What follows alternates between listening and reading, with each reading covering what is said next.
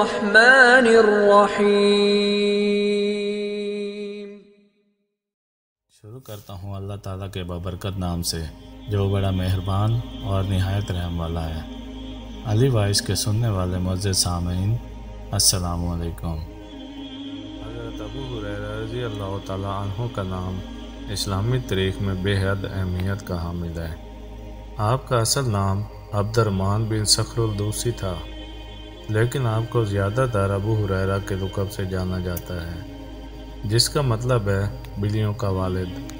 یہ لقب آپ کو اس لیے دیا گیا کیونکہ آپ بلیوں سے بے حد محبت کرتے تھے اور ایک بلی ہمیشہ آپ کے ساتھ رہتی تھی۔ آپ کی شخصیت، علم اور حدیث رسول صلی اللہ علیہ وآلہ وسلم کی روایت میں آپ کا کردار اسلامی تاریخ میں انتہائی نمایاں ہے۔ ابتدائی زندگی۔ حضرت ابو ہریرہ رضی اللہ تعالیٰ عنہ کا تعلق روس سے تھا، جو یمن کے مشہور قبائل میں سے ایک تھا۔ آپ کا اصل نام مختلف روایات میں عبداللہ، عبد شمس اور عبد الرحمن کے طور پر بیان کیا گیا ہے، لیکن رسول اللہ صلی اللہ علیہ وآلہ وسلم نے آپ کا نام عبد الرحمن رکھا۔ آپ ایک غریب گھرانے سے تعلق رکھتے تھے اور جوانی میں مکہ مکرمہ کی طرف ہجرت کی۔ آپ کی زندگی کا ایک بڑا حصہ کفار کے درمیان گزرا اور آپ بعد میں اسلام قبول کرنے والے صحابہ میں شامل ہوئے۔ اسلام قبول کرنے کا واقعہ۔ حضرت ابو ہریرہ رضی اللہ تعالیٰ عنہ نے سن 7 ہجری میں اسلام قبول کیا، جب آپ قبیلہ روس کے سردار طفیل بن عمر الدوسی کے ساتھ مدینہ منورہ آئے۔ آپ نے رسول اللہ صلی اللہ علیہ وآلہ وسلم کی خدمت میں حاضر ہو کر بیعت کی، اور اس کے بعد آپ کا پورا وقت دین کی خدمت اور رسول اللہ صلی اللہ علیہ وآلہ وسلم کے ساتھ گزرتا۔ علم حدیث میں کردار۔ حضرت ابو ہریرہ رضی اللہ تعالیٰ عنہ کا سب سے بڑا کارنامہ احادیث کی روایت اور ان کی حفاظت ہے۔ آپ نے رسول اللہ صلی اللہ علیہ وآلہ وسلم کے ساتھ صرف 3 سال گزارے، لیکن اس قلیل عرصے میں آپ نے اتنی احادیث روایت کی کہ کوئی اور صحابی اس میں آپ کا مقابلہ نہ کر سکا۔ آپ کی روایت کردہ احادیث کی تعداد تقریباً 5374 ہے، جو کسی اور صحابی سے زیادہ ہیں۔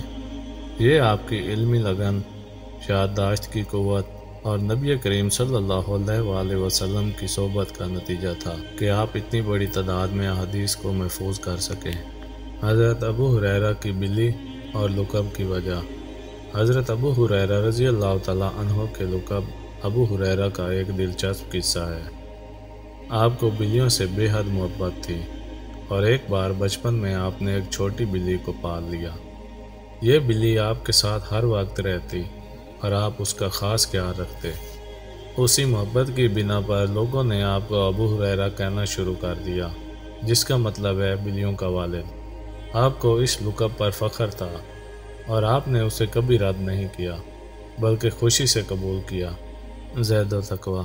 حضرت ابو ہریرہ رضی اللہ تعالیٰ عنہ نہایت سادہ زندگی بسر کرتے تھے۔ آپ کا زیادہ وقت عبادت اور علم کے حصول میں گزرتا۔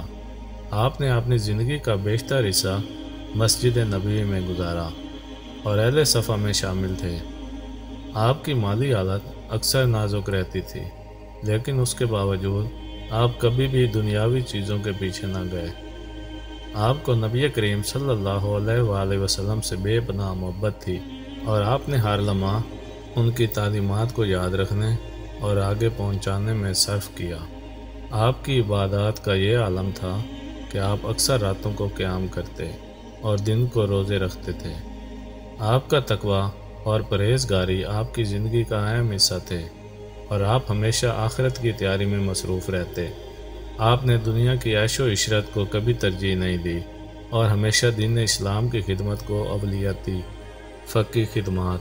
حضرت ابو ہریرہ رضی اللہ تعالیٰ عنہ نہ صرف حدیث کے راوی تھے، بلکہ فقہ میں بھی آپ کا ایک اہم مقام ہے۔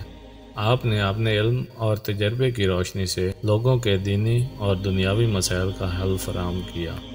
آپ سے بہت سے فقہی مسائل میں مشورہ لیا جاتا تھا، اور آپ کی رائے کو بڑی قدر کی نگاہ سے دیکھا جاتا تھا۔ آپ کی زندگی کا ہر لمحہ اسلامی تعلیمات کے مطابق تھا، اور آپ نے ہمیشہ دین کے مطابق فیصلہ کرنے کی کوشش کی۔ حضرت ابو ہریرہ کی موت۔ حضرت ابو ہریرہ رضی اللہ تعالیٰ عنہ کی وفات 59 ہجری میں مدینہ منورہ میں ہوئی۔ آپ کی وفات کے وقت آپ کی عمر تقریباً 78 سال تھی۔